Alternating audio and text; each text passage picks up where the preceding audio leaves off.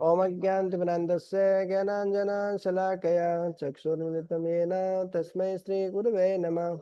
नमो विष्णुपादाय कृष्णपृष्ठाय भूतले श्रीमते भक्तिवेदान्त स्वामिनिति नामिने। नमस्ते सरस्वते देवे गौरवाणी प्रचारिणे निर्विशेष शून्यवादी पाश्चात्य देशतारिणे। जय श्री कृष्ण चैतन्य प्रभु नित्यानंद श्री अद्वैत गदाधर शिवासादि गौर भक्तवृंद। हरे कृष्णा कृष्णा कृष्णा हरे हरे, हरे राम राम राम हरे हरे। ग्रंथराज श्रीमद् भगवद गीता की जय।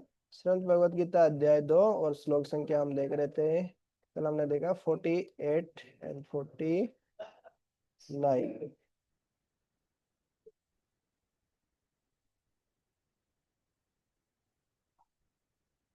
तो कल ये था दुरेण ही अवरम कर्म।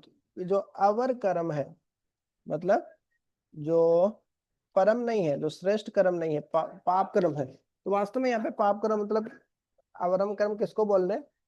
भगवान ये निष्काम कर्म योग से पहले जो सकाम कर्म योग है, सकाम कर्म है, हाँ, तो उनको बोल रहे हैं कि सकाम कर्म से आप ऊपर उठिए।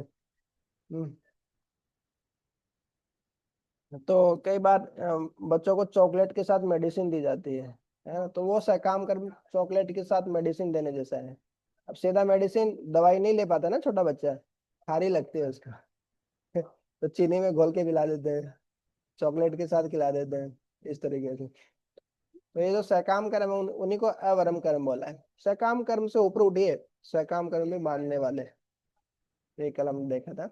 आज अपन यहाँ से देखते हैं 50 नंबर श्लोक से।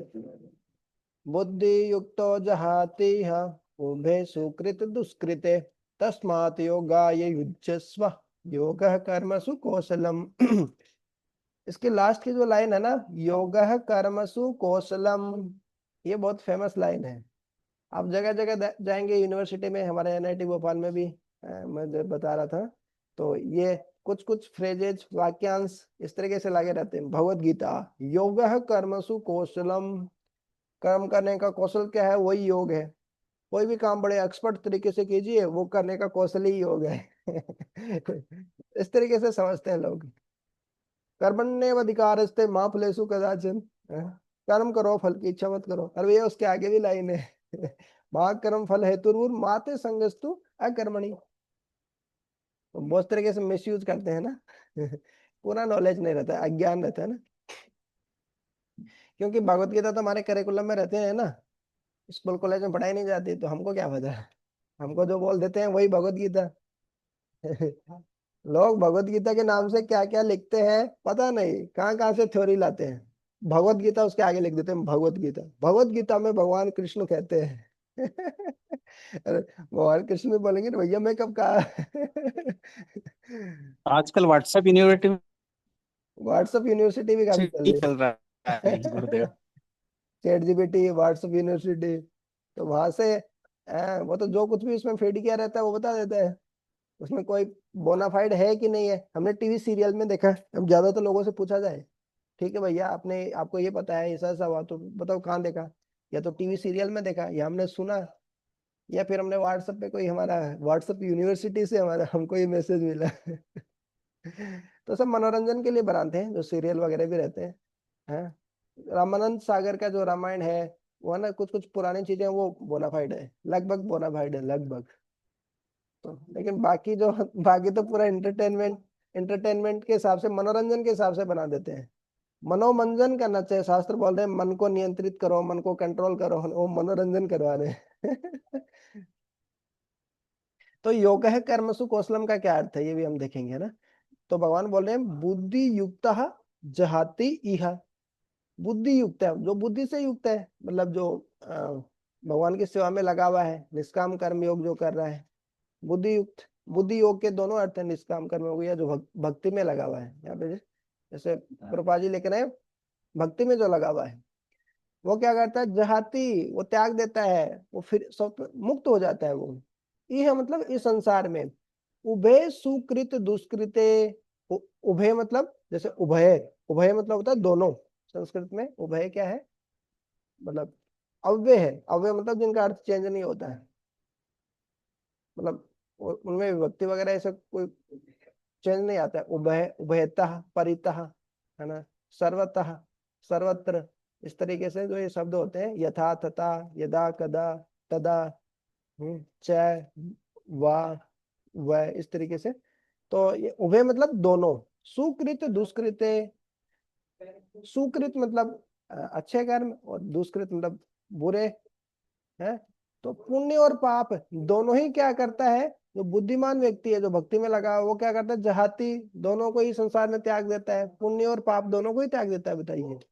और क्या करता है, तस्मात् योगाय युजस्व, और उसके बाद इसलिए वो क्या करता है, दोनों को त्यागने के बाद क्या करता है, इसलिए वो क्या करता है, योगाय युजस्व, योग में युक्त हो जाता है। क्यों, योग क्या है, योग कर्मसु कौशलम, योग का कर्म करने की आर्ट है, कौशल है, कला है। और कौशल शब्द ना, स्किल, आर्ट, कला है।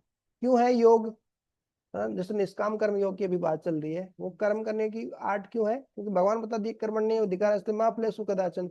वो फल यदि आप भगवान को दे देंगे, भगवान को ऑफर कर देंगे, निष्काम कर्म योग यदि आप करेंगे तो कर्म के बंधन में नहीं फंसेंगे आप। इस कारण जो योग है वो कर्म करने का कौशल है। अब थोड़ी ना कोई भी कर्म करो बड़े कौशल के साथ करो तो मतलब वो योग हो गया, ऐसे थोड़ी होता है। हाँ, तो जो आप जो फल को भगवान को अर्पित कर देते हैं, फल का अपने आप को हेतु नहीं मानते हैं, है ना, कॉज ऑफ द रिजल्ट नहीं मानते, उसे अटैच नहीं होते हैं, तो वो जो आर्ट है, वो जो कला है, वो जो कौशल है काम करने की, उसी को योग बोलते हैं। योगः कर्मसु कौशलम। हाँ, तो योग से, निष्काम कर्म योग भाव से जब हम कर्म करते हैं, हमारा कोई भी व्यवसाय करते हैं, कोई भी कार्य करते हैं, तो हम कर्म बंधन में नहीं फंसते हैं। देखो भगवान क्या बोल रहे, दोनों ही चीजों को छोड़ देता है, सुकृत और दुष्कृत, अच्छा बुरा। वास्तव में अभी हम देखेंगे इस संसार में क्या अच्छा और बुरा कुछ नहीं होता है। हम्म, भले ऐसे कैसे बोल सकते हैं अच्छा और बुरा कुछ नहीं होता है। मैं बोल रहा हूँ अच्छा और बुरा कुछ भी नहीं होता है, तो आप आर्ग्यूमेंट कीजिए, आप बोलिए, काउंटर क्वेश्चन कीजिए, बोले होता है, अच्छा होता है, बुरा होता है, बताइए, मैं काट दूंगा उसको। अच्छा और बुरा कुछ नहीं होता है, सुख दुख जैसा कुछ नहीं होता है, तो बहुत जगह द्वंद्व है ना, ये कुछ नहीं है मतलब। भगवान बार बार बोल रहे हैं द्वंद्व से ऊपर उठो, तो उसी को मैं बताऊंगा आगे, मतलब सुख दुख भी कुछ नहीं होता है, लाभ हानि भी कुछ नहीं होती है? और अच्छा बुरा पुण्य पाप कुछ नहीं होता है ऐसा, ये भ्रम है वैसे, है। क्या लगता है आपको, होता है सुख दुख? क्यों राजप्रो, राजप्रो को बहुत डाउट्स आते हैं, बेस में बहुत सारे डाउट्स पूछते हैं। तो क्या छुट्टियां चल रही है ना, हाँ। है प्रभु।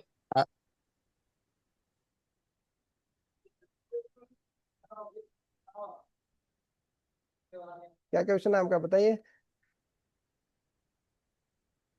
नहीं तो मैं आपसे पूछता हूँ कि पाप और पुण्य दो अलग अलग होते हैं ना, क्यों नहीं होते, अलग अलग ही होते हैं। पाप, पुण्य अच्छा होता है, पाप बेकार होता है, तो दोनों को क्यों त्यागना है, भगवान क्यों बोल रहे हैं दोनों को त्यागना है, बताइए आप।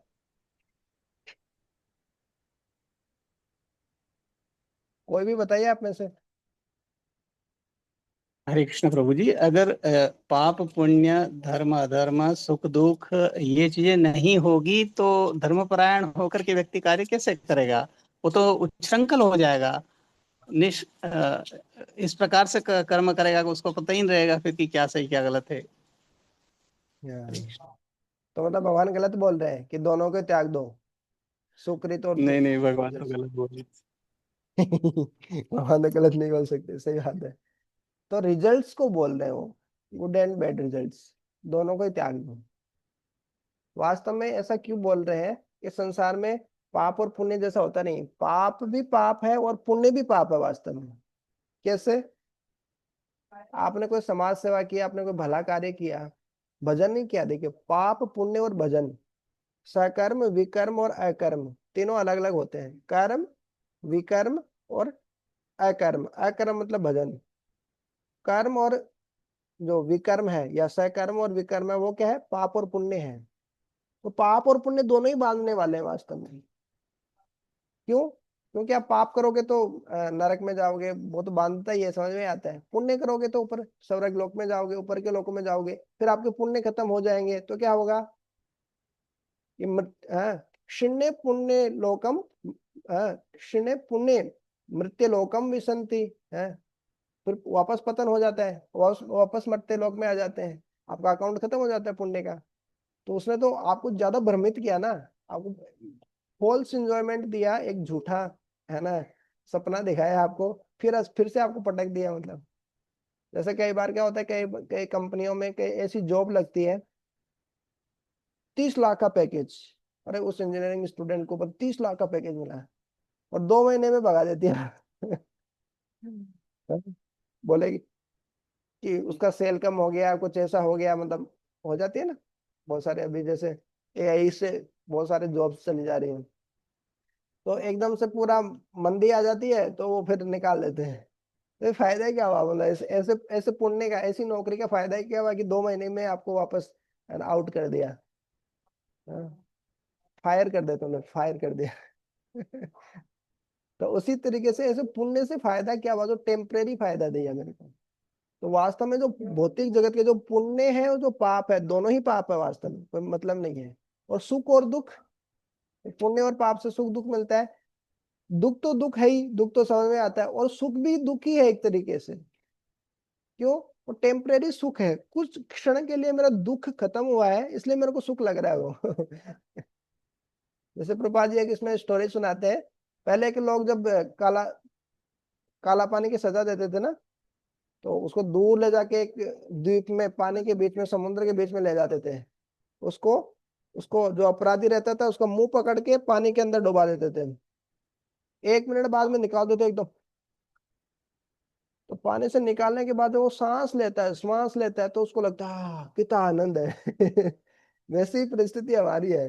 भौतिक जगत में इतने कष्ट है, अभी आगे देखेंगे हम परपट में। पदम पदम यत विपदाम न तेसम, पग पग पर यहाँ विपदा है। कब क्या हो जाता है, कब क्या हो जाता है, हम बस विपदा से बचते रहते हैं, और फिर बोलते हैं बहुत सुख है, बहुत सुखी जीवन है। तो सुख दुख भी सब कुछ दुख ही है, कुछ सुख दुख नहीं होता, पाप पुण्य कुछ नहीं, सब पाप ही होता है यहाँ पे। है? भजन अलग चीज है, भजन करेंगे तो सबसे ऊपर उठ जाएंगे। ये साल हो प्रभु कुछ बोलना चाह रहे हैं? हरे कृष्ण प्रभु जी।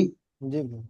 हाँ, मैं उसका उदाहरण देना चाह रहा था प्रभु जी की, जैसे कि जो सुख है वो दुख कैसे है। बताइए। जैसे कि ये होता है ना कि कोई कंपनी है ना, उस शॉर्ट टर्म जैसे आपने बताया कि हायर करती है, हम्म तो अच्छे पैकेज में हायर कर लेती है एक प्रोजेक्ट के लिए।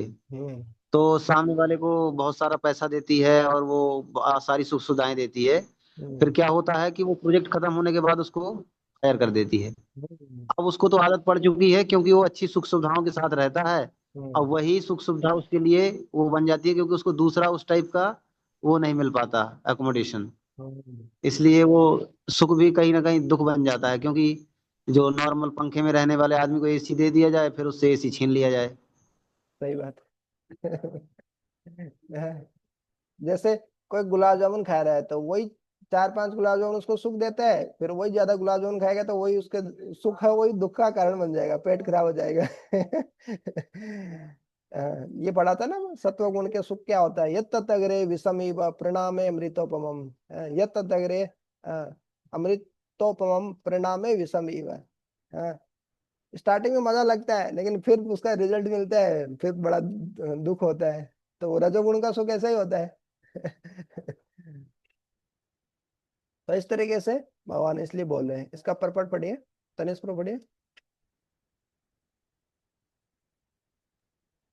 A man engaged in devotional service rids himself of both good and bad reactions, even in this life. Therefore, strive for yoga, which is the art of all work. Purport भी पढ़िए।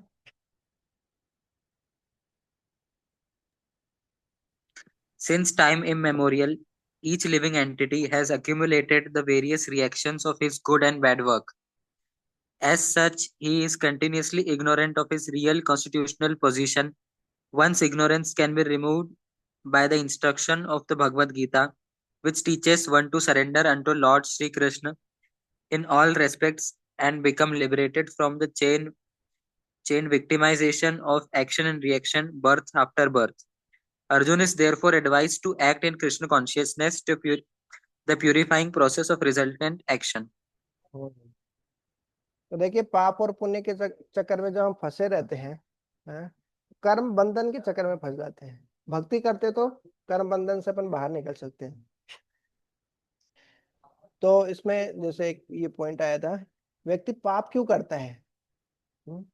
पाप क्यों करता है बताइए, इसी में परपट में भी आपने पढ़ा है।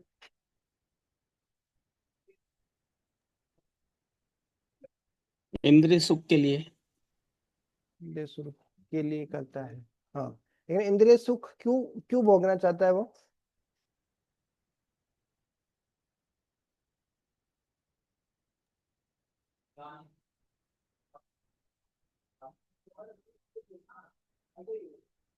वही पाप का कारण है। वो इंद्रिय सुख क्यों भोगना चाहता है, वो इसके पाप का कारण, अज्ञान के कारण। इसमें है ना इग्नोरेंस। तो व्यक्ति अज्ञान के कारण पाप करता है। उसको बहुत सारे 90% लोगों को तो पता ही नहीं होता क्या सही है क्या गलत है। हाँ, इसलिए क्या 90% लोगों के साथ डील करने का तरीका क्या होता है पता है? पनिशमेंट। उनको दंड, भय भय भय बिनु प्रीत ना होई। भय के बिना प्रीत नहीं होती है। एकदम अज्ञान में रहते हैं, क्या सही है क्या गलत कुछ पता नहीं। पनिशमेंट से ही उनकी अक्ल ठिकाने आती है। फिर 9.9% लोग रहते हैं जो आउट ऑफ डिजायर, उनकी कोई काम करने की डिजायर होती है इसलिए वो काम करते हैं। 90% लोग आउट ऑफ फियर, गवर्नमेंट का रोल है ऐसा करना पड़ेगा तो वो करते हैं। 9.9 उनकी डिजायर रहती है वो कोई काम करने का, इसलिए वो कार्य करते हैं। फिर 0.001% मान लीजिए आउट ऑफ ड्यूटी करते हैं कि मेरा कर्तव्य है, इसलिए मेरे को ये काम करना चाहिए, भगवान की सेवा करना चाहिए क्योंकि मेरा कर्तव्य है, भगवान मेरे को बहुत कुछ दिया है, एज ए ग्रेटिट्यूड, कृतज्ञता बस मैं भगवान की सेवा करूंगा। और फिर 0.00001% ऐसे लोग होते हैं आउट ऑफ लव, प्रेम के कारण, क्योंकि हमारा जो हम बताते हैं ना loving devotional service, Prabhupada ji हर जगह जगह लिखते हैं लविंग डिवोशनल सर्विस, ऐसे लोग बहुत कम ही होते हैं प्रेम से भगवान की सेवा करने वाले हैं। संबंधी स्थापित नहीं हुआ, प्रेम से कहाँ सेवा करेंगे? पहले कनेक्शन, संबंध, ज्ञान होता है, फिर अभिधेय, प्रयोजन है। तो ऐसे लोग बहुत कम होते हैं जो प्रेम से, मतलब आउट ऑफ लव भगवान की सेवा करते हैं, जैसे गोपियां करती है। खुद की कोई इच्छा नहीं है, खुद की अंदर तृप्ति की कोई इच्छा नहीं है, भगवान के लिए सब कुछ है। तो इस तरीके से ये इग्नोरेंस के कारण व्यक्ति पाप करते हैं, जैसे इसमें देखा ना। तो ये उसी कारण कर्म बंधन में फंसा रहता है व्यक्ति, अच्छा बुरा ये सब, ये भौतिक जगत के द्वंद्व है, लेकिन सब कुछ ही तो बेकार है? जैसे कोई व्यक्ति समाज सेवा कर रहा है ना, गरीबों को अन्नदान कर रहा है, कपड़े बांट रहा है, वस्त्र बांट रहा है, बांटते हैं ना बहुत, पानी बांटते हैं हम, तो क्या होगा बताइए? वो पुण्य का कार्य है कि पाप का कार्य है? पुण्य का कार्य है। पुण्य का कार्य है, लेकिन अंततः वो पाप का ही कार्य है। बताइए कैसे? वो ज्यादा ही बोलने वाले। दिखावा करता है, उस साथ में वो उसका नहीं प्रतिशत भी चाह रहा है, इसलिए। हाँ वो तो सही है, प्रतिष्ठा यदि चाह रहा हो तो फल तो मिलेगा, पुण्य तो मिलेगा, लेकिन कम मिलेगा प्रतिष्ठा चाहेगा तो।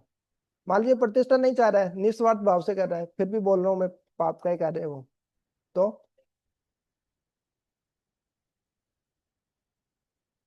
इसमें वही बात है। देखो पुण्य का कार्य करने से क्या होगा, जैसे मान लीजिए आपने किसी को प्यासे को एक लोटा पानी मिलाया, एक लोटा आपने एक गिलास पानी पिला दिया उसको, अब क्या होगा? अगले जन्म में हो सकता है आपका आपका जो घर होगा वो एकदम नदी के किनारे होगा, पानी की कोई कमी नहीं है मान लीजिए, ऐसा संभव है, क्योंकि पुण्य का कार्य करते हैं तो कई गुना उसका फल मिलता है पुण्य का। हम्म आपने किसी को अन्न दिया तो हो सकता है कि आपके अगले जीवन में आपको उसके कई गुना अन्न आपको मिले।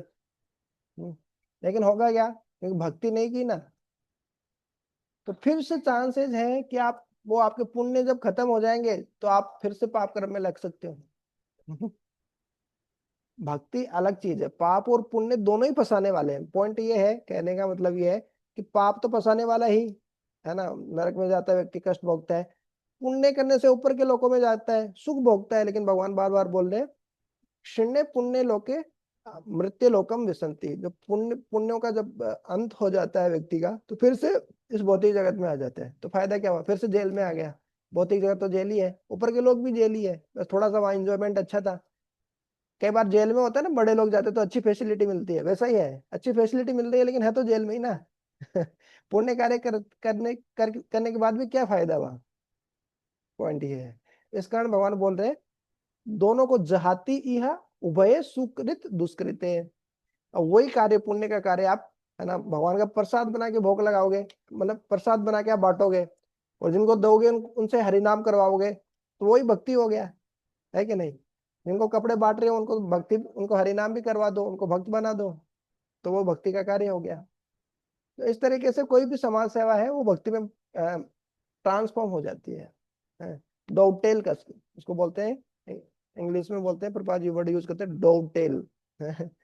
तो पुण्य से वो भक्ति में परिवर्तित हो जाएगी, ऐसा। ठीक है, अपन डिसाइड करते हैं इसको। बुद्धि युक्त जहाति बुद्धे युक्तो बुद्धि युक्तो जहाति जहाति उभय सुकृत दुष्कृते उभे उभे कृत कृत सुकृत दुष्कृते तस्मात् योगाय युज्यस्व तस्मात् योगाय तस्मात् युज्यस्व योगाय युज्यस्व तस्माद्योगाय युज्यस्व योगः कर्मसु कौशलम्। योगः कर्मसु कौशलम्। तो ट्रांसलेशन पर पढ़ता हो गया हमारा। नेक्स्ट श्लोक पे चलते हैं। कर्म जम बुद्धि युक्ता ही फलम त्यक्त्वा मनीषिणः।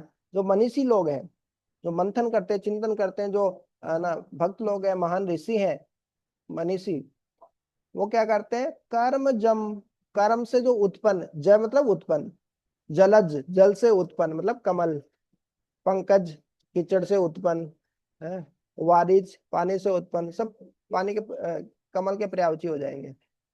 तो कर्म जम, कर्म कर्म ज मतलब कर्म से जो उत्पन्न, है ना।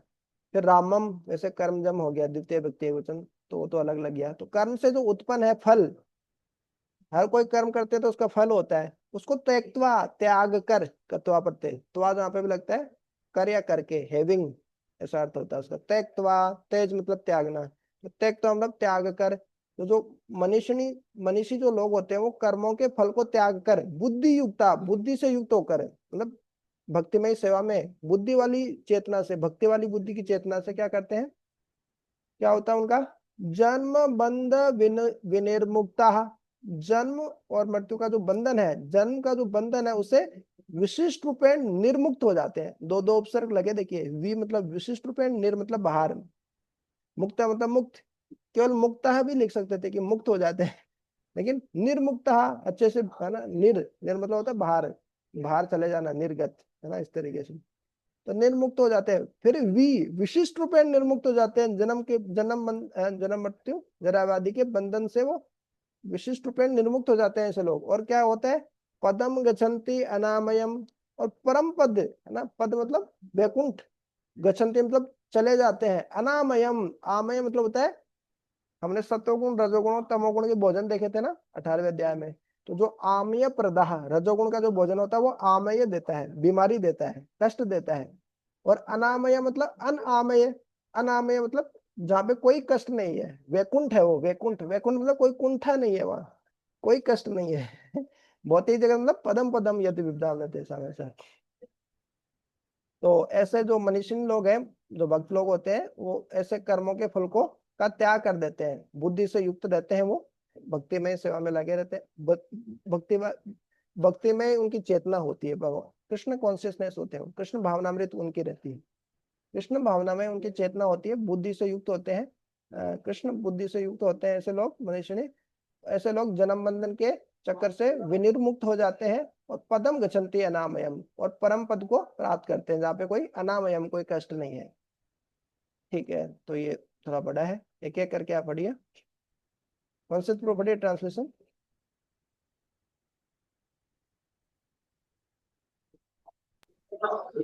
By thus engaging in devotional service, to the Lord. Great cities or devotees free themselves from the results of birth in the material world. In this way, they become free from the cycle of the birth and death, attend the state beyond all needs by doing bhakti toward head. हाँ, तो वही कर्म योग की यहाँ पे बात चली है मुख्य रूप से। तो कर्म योग से किस प्रकार से अपने कर्मों का फल का त्याग करने से व्यक्ति किस प्रकार भगवत धाम जा सकता है। तो ये भागवतम का एक श्लोक है, बहुत ही सुंदर श्लोक है। समाश्रिता ये पद पल्लव पल्वम महत पदम पुण्य यशो मुरारे भवाम बुद्धिर्वत्स पदम परम पदम पदम पदम यत विपदाम न तेषाम। सम आश्रिता, समय रूपेण जिन्होंने आश्रय लिया है, ये मतलब जो लोग पद पल्लव पल्लवम, जो भगवान के पद पल्लव है, जो चरण कमल है, तो चरण कमल रूपी जो नाव का जो समय रूपेण जो आश्रय लिए हैं, अच्छे से जो आश्रय लिए हैं, भगवान के चरण कमल क्या है, एक नाव की तरह है। उनका आश्रय लेने से हम भवसागर को पार कर जाते हैं। तो उनका जो समय रूपेण जो आश्रय लिए हैं, महत पदम, उन महान पदों का, पुण्य यशो मुरारे, जो पुण्य यशस्वी जो मुरारी है, उनके जो चरण कमलों का जो आश्रय लिए हैं, क्या होता है, भवाम बुद्धिर वत्स पदम, जो भव सागर है, जो समुद्र, बहुत बड़ा समुद्र है, भव सागर से पार करना बहुत मुश्किल काम, वो कैसा हो जाता है, वत्स पदम, बछड़े के पैर जो खुर है ना, उसके समान हो जाता है। बारिश के मौसम में जैसे बछड़े का खुर है, तो कितना बड़ा गड्ढा होता है, उसमें छोटा सा गड्ढा होता है, उसमें पानी कितना भरता है, थोड़ा सा पानी भरता है। तो उसको पार करना आसान है कि कठिन है, बताइए राजपूत। उसको पार करेंगे तो डूब जाएंगे ना आप उसमें, कि तैर जाएंगे।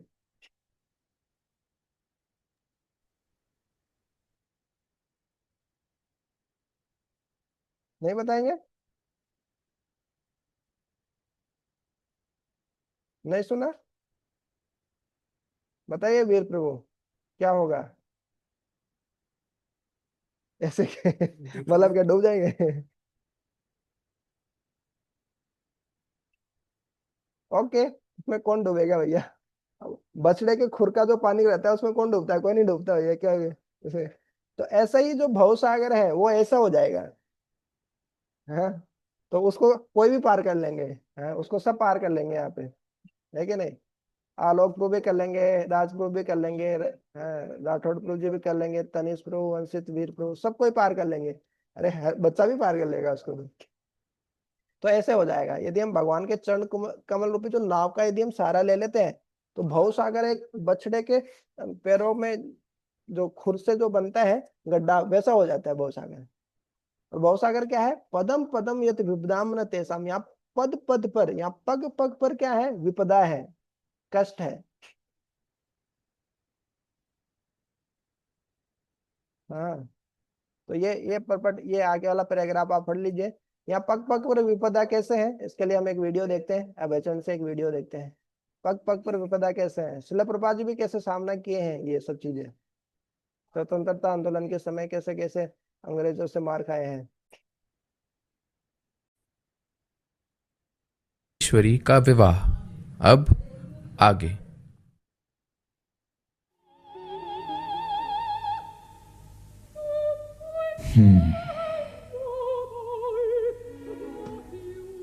ये हमारा फर्ज है। हमें चाहिए ब्रिटिश एम्पायर के मददगार होने के नाते हिंदुस्तान हमारे राज्य की जीनत बना रहे।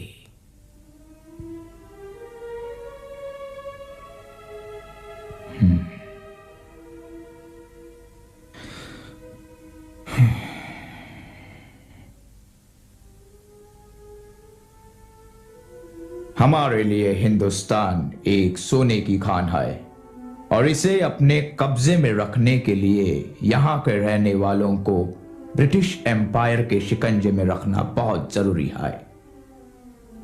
सोचो क्या कर सकते हैं।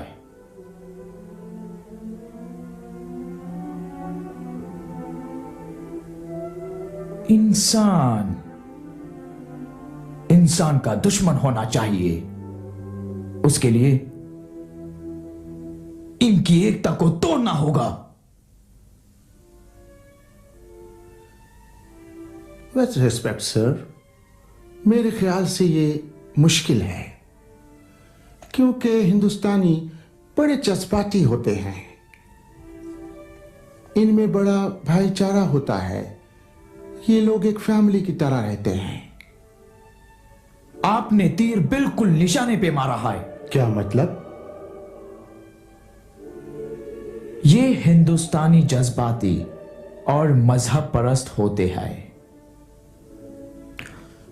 हम उनके मजहब को हथियार बनाकर उनको अलग कर सकते हैं। बस फूट डालो और उन पर राज करो, इसी में कामयाबी है।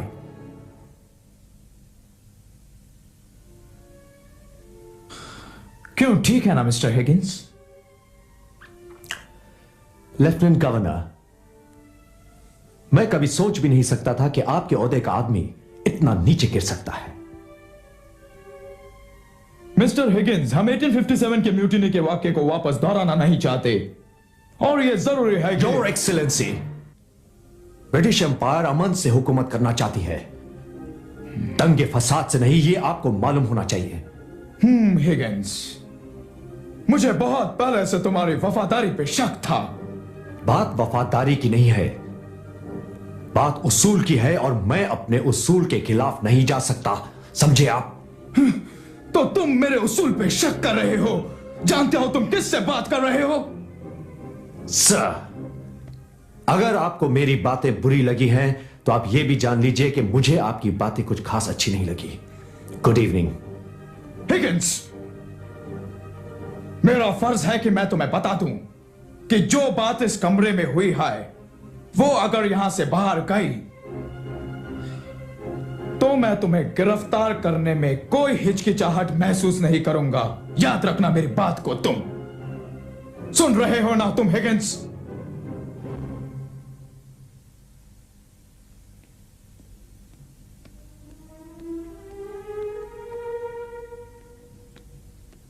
इस पर नजर रखनी होगी। ये तो बिल्कुल ही बदल गया है। अरे ये कौन है? जासूस? गार्ड्स!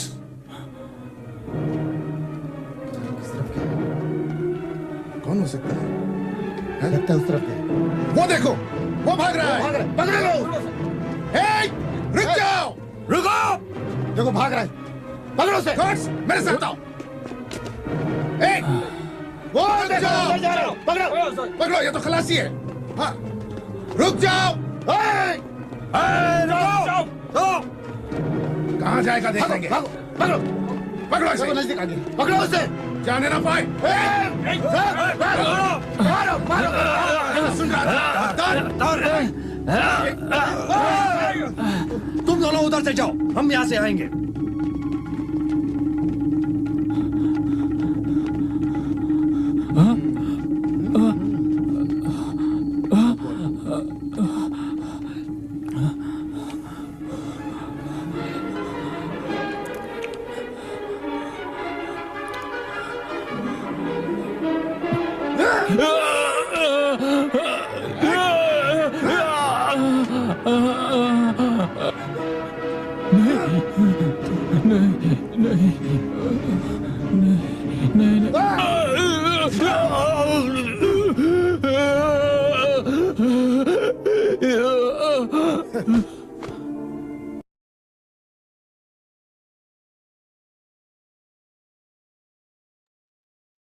हरे कृष्णा। तो ये वीडियो देख, अबेचन का वीडियो मैं सबसे पहले 2015 में 16 में देखा था, जब कॉलेज में जब था मैं। तो यहाँ पे देखे एक बात मेरे को लगी, यहाँ देखिए जो लोग मार रहे हैं ना, वो सब लोग भारतीय ही हैं, इंडियन ही है। और मार किसको रहे हैं? जो स्वतंत्र, जो जासूस का सेवा कर रहा था बेचारा उसको मार रहे हैं। अंग्रेजों की सेना में जो सब लोग भर्ती थे, वो सब भारतीय ही थे, इंडियन ही थे। और मार किसको रहे थे? भारतीय को ही मार रहे थे। हाँ, तो ये होता है मूर्खता। तो आपको लगेगा प्रभु जी कितने, मतलब वो लोग कितने मूर्ख थे ना, मतलब भारत की सेना में भर्ती होके मतलब भारतीयों को मार रहे थे, कितने गए बीते थे ना वो लोग। अरे हम भी ऐसे हैं, हमारे जो अनर्थ होते हैं ना, काम क्रोध लोभ, वो ऐसे ही है, वो हमारे ही अनर्थ है, हमको ही मारते हैं। तो वो अनर्थ ऐसे है, वो हमारे ही शरीर में एडमिशन लिए हैं, हमारे ही सेना में भर्ती हुए हैं, और हमको ही मारते हैं वो। तो ये मेरे को रियलाइजेशन आया था। और देखिए ना, भारतीय लोग ही भारतीय को कितना मारे हैं, अंग्रेजों के पास थोड़ी इतनी सेना थी। ठीक है, आगे देखते हैं।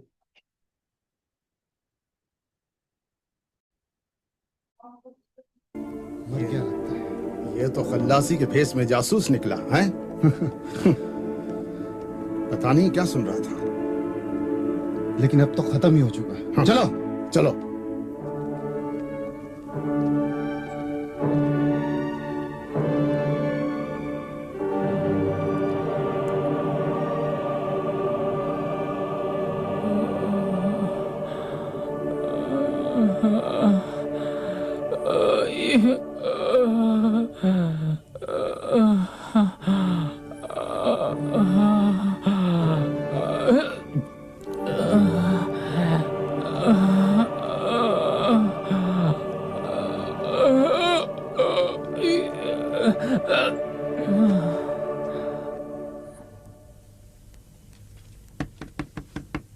कौन?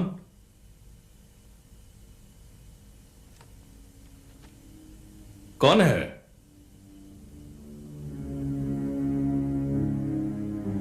कौन है भाई?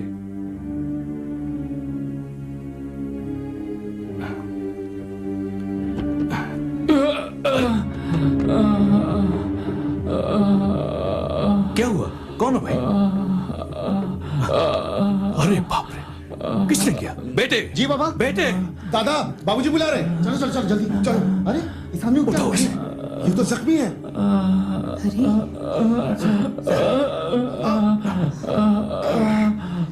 चोट लगी है।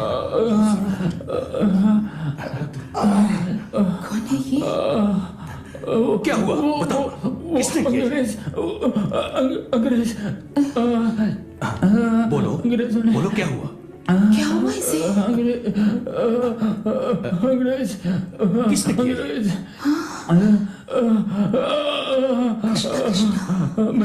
मैंने उनकी सारी बातें सुन ली। क्या? वो कह रहे थे